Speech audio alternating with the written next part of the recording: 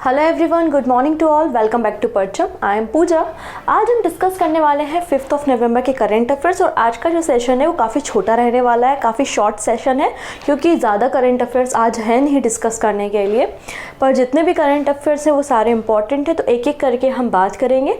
अगर आज के क्लास की करंट अफेयर्स की PDF आपको लेनी है तो परचम का टेलीग्राम ज्वाइन करना। टेलीग्राम से करंट अफेयर्स की PDF आप डाउनलोड कर सकते हैं, फ्री ऑफ कॉस्ट होती है।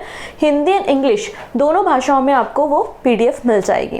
क्लियर। तो सबसे पहले बात करते हैं आज का इंपॉर्टेंट डे। 5 नवंबर को हम सेलिब्रेट करते हैं वर्ल्ड सुनामी अवेयरनेस डे।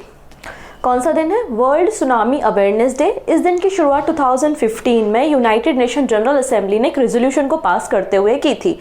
2023 में वर्ल्ड सुनामी अवेयरनेस डे की थीम क्या है? तो थीम है यहाँ पर fighting inequality for a resilient future. ये इस साल थीम है। इसके अलावा यहाँ पर एक कैंपेन भी United nation for disaster risk reduction मतलब UNDRR के द्वारा एक कैंपेन भी रन किया जा रहा है जिसका नाम है #GetToHighGround #सुनामी डे। क्लियर। तो आज क्या है? वर्ल्ड सुनामी अवेयरनेस डे है 5 नवंबर को। डन। इसके अलावा हम कुछ इंपॉर्टेंट पर्सन देखेंगे। 2-3 इंपॉर्टेंट पर्सन है जो चर्चा में है, न्यूज़ में है, उनको एक एक करके देखते हैं। तो सबसे पहले जो पर्सन न्यूज़ में है वो है प्राइम मिनिस्टर नरेंद्र मोदी। क्यों है? क्योंकि इन्हें श्री सोमनाथ ट्रस्ट का 5 ईयर के लिए चेयरमैन इलेक्ट किया गया है।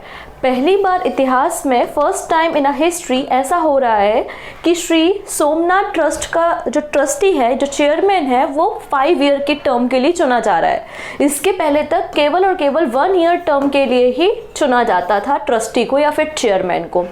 क्लियर है। So prime minister Narendra Modi was elected as the chairman of Shri Somnath trust SST। Shri Somnath trust के चेयरमैन बनाए गए हैं नरेंद्र मोदी जी को। ठीक है। और ये पूरा मैनेज करेंगे आइकॉनिक जो सोमनाथ टेम्पल का ट्रस्ट है उसे for the period of 5 years, 5 सालों के लिए। पहली बार ऐसा हो रहा है कि किसी को इस ट्रस्ट का ट्रस्टी या फिर चेयरमैन 5 ईयर्स के लिए अपॉइंट किया जा रहा हो। This is the first time in the 74 years long history of Shri Somnath trust that the chairman of the board of trust has been elected for the 5 year term. Clear. क्योंकि इसके पहले केवल 1 ईयर टर्म के लिए अपॉइंट होता था। Prime minister Narendra Modi 3rd time, तीसरी बार SST के चेयरमैन बने हैं। ये पहली बार नहीं हो रहा है, तीसरी बार prime minister Narendra Modi chairman बन रहे हैं श्री सोमनाथ ट्रस्ट के। फर्स्ट टाइम इन्हें 2021 में चुना गया था। कब चुना गया था? 2021 में। 2021 के पहले मतलब 2020 में चेयरमैन थे केशुभाई पटेल। इनकी डेथ हो गई थी और उसके बाद प्राइम मिनिस्टर नरेंद्र मोदी को SST का ट्रस्टी या चेयरमैन बनाया गया था। अगले पर्सन जो न्यूज़ में है उनका नाम है मनोरंजन मिश्रा। हमको पता है एक हायरार्की होती है रिजर्व बैंक ऑफ इंडिया में। RBI का गवर्नर होता है, फिर डिप्टी गवर्नर होते हैं और इसके बाद एग्जीक्यूटिव डायरेक्टर होते हैं। तो एग्जीक्यूटिव डायरेक्टर बने हैं मनोरंजन मिश्रा। तो RBI के द्वारा मनोरंजन मिश्रा को एग्जीक्यूटिव डायरेक्टर बनाया गया है और इनका जो टेन्योर है, जो इनका कार्यकाल है, वो 1 नवंबर से शुरू हो रहा है। बस इतना ही आपको याद रखना है।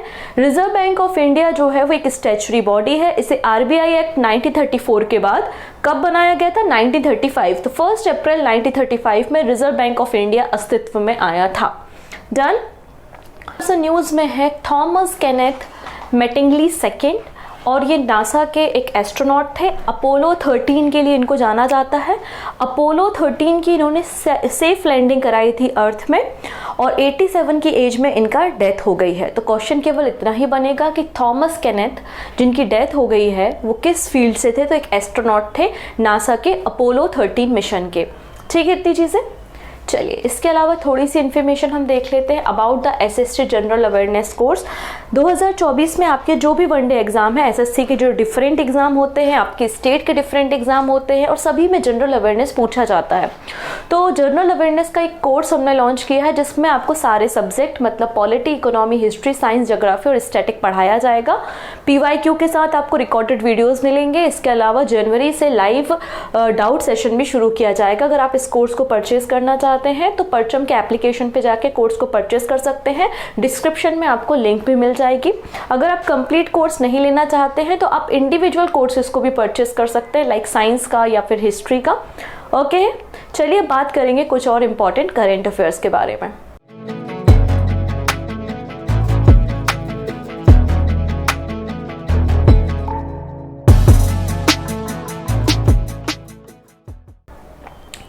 तो यहाँ पे बात हो रही है इलेक्शन कमीशन ऑफ इंडिया के बारे में, ईसीआई।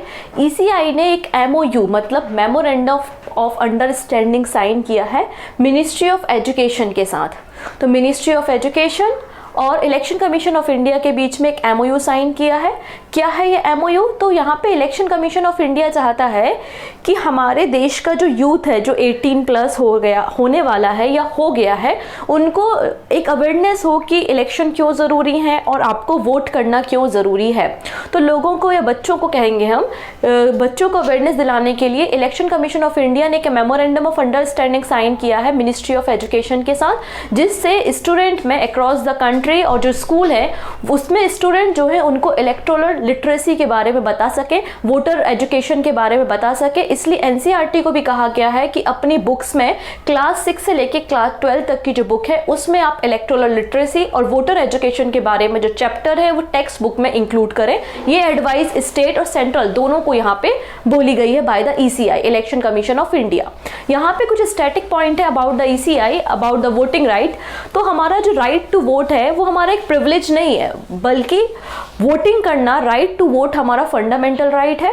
और ये बात universal declaration of human right 1948 में कही गई है। इतना ही नहीं, हमारे कॉन्स्टिट्यूशन का जो आर्टिकल नंबर 326 है वो भी यही कहता है कि आपके पास वोट करने का अधिकार है अगर आप 18 प्लस हैं, अगर आप 18 साल से अधिक के हैं। पहले ये एज 21 ईयर्स की हुआ करती थी हमारी कंट्री में, पहले जो वोटिंग राइट्स थे वो 21 साल थे। लेकिन राजीव गांधी जी की जब गवर्नमेंट आती है तब उन्होंने कॉन्स्टिट्यूशन में अमेंडमेंट किया, 61st कॉन्स्टिट्यूशनल अमेंडमेंट एक्ट, जो कि 1989 से इफेक्ट में आया। और उसके बाद हमने अपनी कंट्री में जो वोटिंग एज थी उसको रिड्यूस कर दिया, 21 साल से घटाकर 18 साल कर दिया, 21 से कम करके कितना कर दिया, 18। तो आज हमारी कंट्री में जो वोटिंग एज है वो 18 ईयर्स है। क्लियर? हम बात करेंगे कोस्टा सेरेना के बारे में। हमारे जो यूनियन मिनिस्टर हैं पोर्ट शिपिंग एंड वाटरवे के कौन है? सर्बानंद सोनोवाल जी हैं। उन्होंने मुंबई में पहली इंटरनेशनल क्रूज लाइनर इंडिया की शुरुआत की है जिसका नाम है कोस्टा सेरेना। और यहाँ पे बोला है कि 2047 तक हमारा टारगेट है कि हमारे जो क्रूज पैसेंजर है वो 50 मिलियन तक पहुँच जाए। और ये जो क्रूज लॉन्च की गई है एज अ पार्ट ऑफ देखो अपना देश लॉन्च की गई है।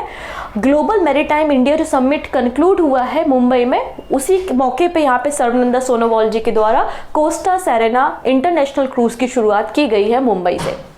नेक्स्ट बात करते हैं यहाँ पे केरला रिलीजियस टूरिज्म के बारे में। केरला गवर्नमेंट ने क्या किया है? केरला गवर्नमेंट चाहता है कि उनकी मतलब केरला स्टेट में जितने भी इंपॉर्टेंट टेंपल हैं, आप सभी लोग जानते हैं कि केरला स्टेट में कई सारे इंपॉर्टेंट टेंपल्स हैं और मैक्सिमम ऑफ टेंपल जो है वो द्रविड़ स्टाइल में देखने को मिलते हैं। आप सभी लोगों को टेंपल की स्टाइल के बारे में पता होगा, हर एक जगह पे अलग तरीके से आर्किटेक्ट देखने को मिलता है। और 3 प्रकार के आर्किटेक्ट हम देखते हैं अपने मंदिरों में, जैसे कि नागर स्टाइल, बेसर स्टाइल एंड द्रविड़ स्टाइल।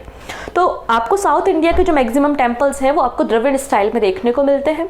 तो केरला स्टेट में कई सारे टेंपल्स हैं, तो उन टेंपल का क्या इंपॉर्टेंस है, किस राजा ने बनवाए थे, या क्या उसके पीछे की हिस्टोरिकल कहानी है, क्या रिलीजियस इंपॉर्टेंस है। तो अगर लोगों को उसके बारे में पता होगा तो हमारी क्यूरियोसिटी बढ़ती है ना, यार वो जगह ऐसी है, उस जगह पे हमें जाना चाहिए। तो लोगों को पता कैसे चलेगा? उसके लिए आपको क्या बनाना पड़ेगा? छोटे छोटे माइक्रो साइट्स को बनाना पड़ेगा। तो केरला गवर्नमेंट वही कर रहा है। Kerala is set to introduce a series of micro sites to provide information in different language. और इससे स्टेट के रिच हेरिटेज और कल्चर को बढ़ावा मिलेगा और टूरिस्ट डेस्टिनेशन के बारे में लोगों को पता चलेगा। अब हम किसी स्टेट में गए और हमें उस स्टेट के बारे में पता ही नहीं कि कौन कौन से इंपॉर्टेंट प्लेसेस है हमें विजिट करने चाहिए, तो ये माइक्रो साइट काफ़ी मदद करेंगे। 5 अलग अलग लैंग्वेजेस में ये माइक्रो साइट आपको देखने को मिलेंगी, हिंदी, इंग्लिश, कन्नड़, तमिल एंड तेलुगु। ठीक है, फिलहाल इसे जो पहली साइट बनाई गई है वो सबरीमाला टेम्पल में बनाई गई है। और सबरीमाला टेम्पल भी केरला में बहुत ज़्यादा इंपॉर्टेंस, एक रिलीजियस साइट है और रिलीजियस टेम्पल आपको देखने को मिलेगा। नेक्स्ट बात करते हैं ईस्टर्न एयर कमांड के बारे में। हमारी कंट्री में 7 एयर कमांड्स काम करते हैं और उनके हेडक्वार्टर से लगातार एग्जाम में क्वेश्चन आते हैं, तो अभी हम उन क्वेश्चंस को भी देखेंगे। ओके, तो LCA Tejas deploy in eastern sector during the exercise पूर्वी आकाश। यहाँ पे मैं आपको एक एक्सरसाइज के बारे में बता रही हूँ विच इज एक्सरसाइज पूर्वी आकाश।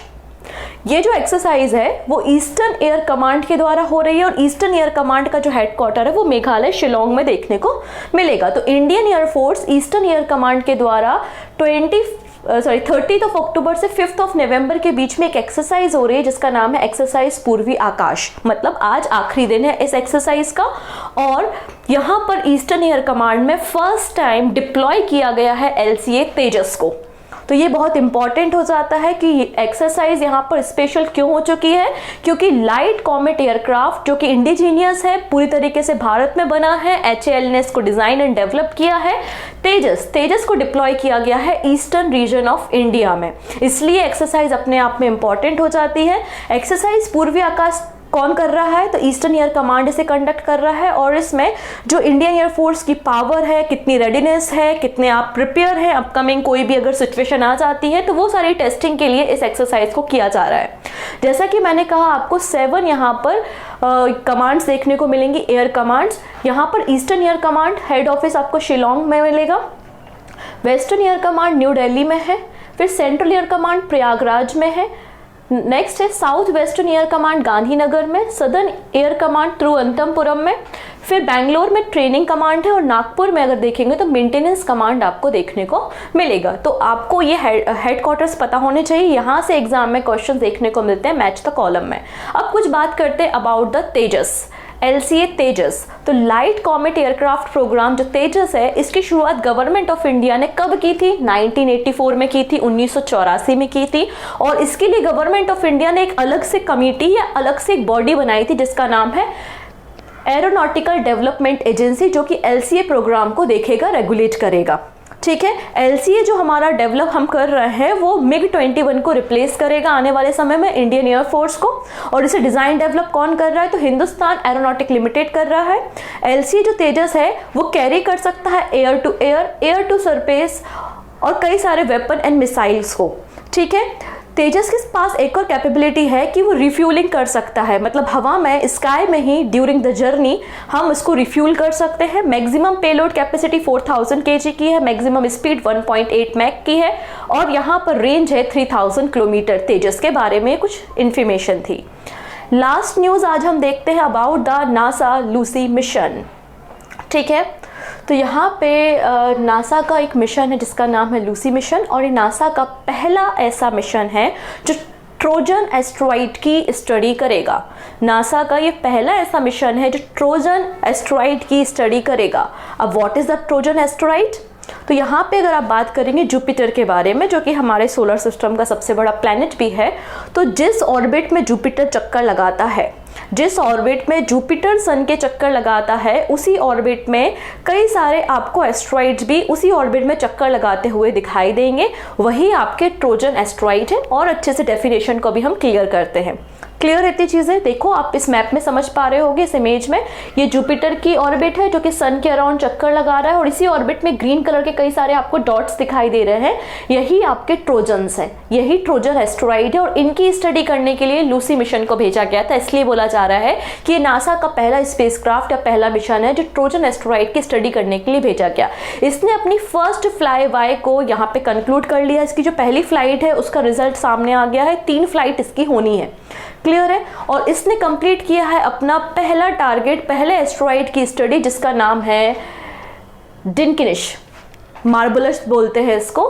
तो डिनकिनिश जो एस्ट्रॉइड है उसकी इसने सक्सेसफुली जो पिक्चर भी ले ली है और स्टडी भी कंप्लीट कर ली है।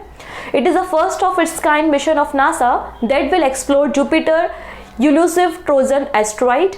इसे 16 अक्टूबर 2021 को Kennedy space centre Florida USA से लॉन्च किया गया था। क्लियर इतनी चीज़ें, और ये आपको बेसिकली लैग्रेंजियन जो पॉइंट है वहाँ पर आपको ये L3 L4 में देखने को मिलेंगे। अब ये L1 L3 या L4 क्या होते हैं, ये पॉइंट्स क्या होते हैं?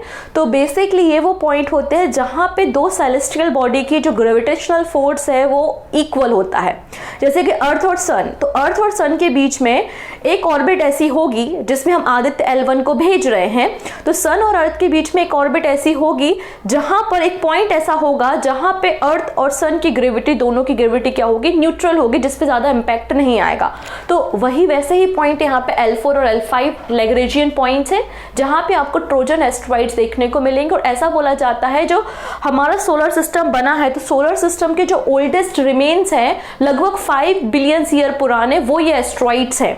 और लगभग 12 साल का ये मिशन है जो अलग अलग एस्ट्रॉइड्स की स्टडी करेगा। इसके अलावा मार्स और जुपिटर के बीच में भी काफी लंबा एस्ट्रॉइड बेल्ट है, उनके भी काफी सारे एस्ट्रॉइड की स्टडी करने वाला है नासा का लूसी मिशन। क्लियर। अब एक छोटी सी और इन्फॉर्मेशन है अबाउट द इंटेलिजेंस ब्यूरो, जो मिनिस्ट्री ऑफ होम अफेयर्स के अंदर काम करने वाली एक संस्था है। इन्होंने कुछ वैकेंसी आउट की है, 677 पोस्ट है MTS की और SA की, सिक्योरिटी असिस्टेंट की। ठीक है, 13 नवंबर लास्ट डेट है। एज लिमिट आपको दिखाई दे रही है, SA के लिए 27 ईयर्स है और MTS के लिए 18 से लेकर 25 ईयर्स तक है। आप MHA ministry of home affairs की जो ऑफिशियल वेबसाइट है वहाँ पे जाके या फिर ncs.gov.in इस वेबसाइट पे जाके, दोनों जगहों पे जाके कहीं से भी इस एप्लीकेशन को अगर भरना चाहें तो भर सकते हैं। क्लियर है। इसमें 40 नंबर का GA आएगा, तो जनरल अवेयरनेस की प्रिपरेशन के लिए तो हम हैं, बाकी सब्जेक्ट आपको प्रिपेयर करने पड़ेंगे। नेक्स्ट बात कर लेते हैं यहाँ पर कि ये जो वैकेंसी है अलग अलग स्टेट में अलग अलग आई है, तो आपको इतना देखना पड़ेगा कि आप जिस स्टेट के लिए भर रहे हैं फॉर्म, उस स्टेट का आपके पास डोमिसाइल होना चाहिए, मतलब मूल निवासी प्रमाण पत्र होना अनिवार्य है जिस स्टेट से आप इन वैकेंसी को फिल करने वाले हैं। तो जो भी लोग इंटरेस्टेड हैं, आपका 10th पास है, 12th पास है, तो आप बिल्कुल इस फॉर्म को फिल कर सकते हैं। ठीक है। मोर अपडेट के लिए आप ऑफिशियल वेबसाइट पे चेकआउट कर लीजिएगा। फिर भी कोई डाउट रहे तो हमारा परचम का गाइडलाइंस नंबर तो है एग्जाम सेल का, तो वहाँ पे कॉल कर लीजिएगा। ओके है। चलिए अब हम कुछ MCQ देख लेते हैं। तो पहला क्वेश्चन है, which organisation launch integrated expenditure monitoring software.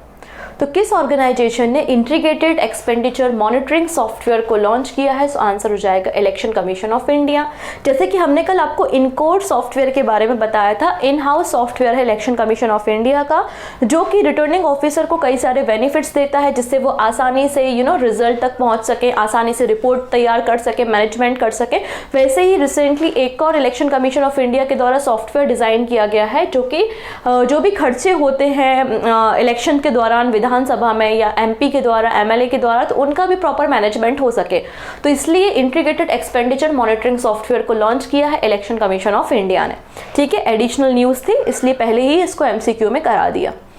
Next है, who retain top spot on the Hurun India philanthropy list. तो आंसर हो जाएगा HCL के founder Shiv Nadar, option C। TOT model news में था, ये किस फील्ड से एसोसिएटेड है? मैंने आपको बताया था NHAI, हमारे जो नितिन गडकरी जी हैं, उन्होंने यहाँ पे 2 नेशनल हाईवे को TOT मॉडल के अंतर्गत अभी रिसेंटली दिया है। तो ये इंफ्रास्ट्रक्चर से रिलेटेड है आपका, toll operate transfer, option B। ठीक है। नेक्स्ट है, विजन इंडिया एट 2047 प्लान तैयार करने के लिए किस इंस्टीट्यूट को चुना गया है? आंसर हो जाएगा नीति आयोग तैयार कर रहा है। इंडिया का पहला लेवेंडर फर्म कहाँ पर तैयार हुआ है? आंसर हो जाएगा जम्मू एंड कश्मीर में है। नेक्स्ट है, one nation one registration platform किसने लॉन्च किया है? तो आंसर हो जाएगा नेशनल मेडिकल कमीशन के द्वारा। जितने भी हमारे डॉक्टर्स हैं उनको एक unique ID and registration number provide करने के लिए नेशनल मेडिकल कमीशन ने one nation one registration platform को लॉन्च किया है। कवच, अब ये मत बोलना कि करंट अफेयर्स में पढ़ाया नहीं है, लगभग 3 महीने पहले ये करंट अफेयर्स में पढ़ाया था मैंने अबाउट द टर्म कवच। रिसेंटली अभी आपने देखा कि एक और एक्सीडेंट, ट्रेन एक्सीडेंट रिसेंटली हुआ है। तो जब भी ट्रेन एक्सीडेंट होता है तो ये सिस्टम हमेशा न्यूज़ में आ जाता है, क्योंकि कवच जो सिस्टम है वो indigenously develop train collision avoidance system है कि 2 ट्रेन आपस में ना टकराएं, उसके लिए डेवलप किया हुआ सिस्टम है कवच। और जब ट्रेन का एक्सीडेंट होता है तो ऑब्वियस सी बात है, क्वेश्चन उठते हैं कि कवच सिस्टम क्या कर रहा था, कैसे काम कर रहा था, क्यों इसने सही तरीके से काम नहीं किया, क्या सभी जगहों पे इंट्रोड्यूस नहीं हुआ, ऐसे कई सारे क्वेश्चंस मिलते हैं, इसलिए कवच हमेशा न्यूज़ में रहता है। ऑप्शन ए बिल्कुल सही है। नेक्स्ट है, name of the submersible used in the India's deep ocean mission. तो इंडिया डीप ओशन मिशन में हम यूज़ कर रहे हैं मत्स्य 6000, और ये भी काफ़ी पुरानी न्यूज़ है, बस यहाँ पे न्यूज़ में रहती है कि हम जल्दी लॉन्च करेंगे, जल्दी लॉन्च करेंगे। जब लॉन्च हो जाएगा तो हम वापस बता देंगे, लेकिन मैंने बहुत पहले इसको भी डिस्कस कर रखा है। मत्स्य 6000। This is the question of the day. Infuse किस कंट्री से एसोसिएटेड है? इन्फ्यूज किस कंट्री से एसोसिएटेड है? 4 ऑप्शन है, USA, UK, चाइना या फिर जर्मनी। जो भी सही आंसर होगा कमेंट में दीजिएगा, बाकी सारी बातें आने वाले वीडियो में करते हैं। ठीक है, तब तक अपना ध्यान रखेंगे एंड जाते जाते एक शॉर्ट न्यूज़ पढ़ते हुए जाएंगे कि world telecommunication standardization assembly WTSA 2024 की जो कॉन्फ्रेंस होगी, जो इवेंट होगा 5G एंड 6G नेटवर्क पे, इसको होस्ट करने जा रहा है India. Okay, so take care, bye bye.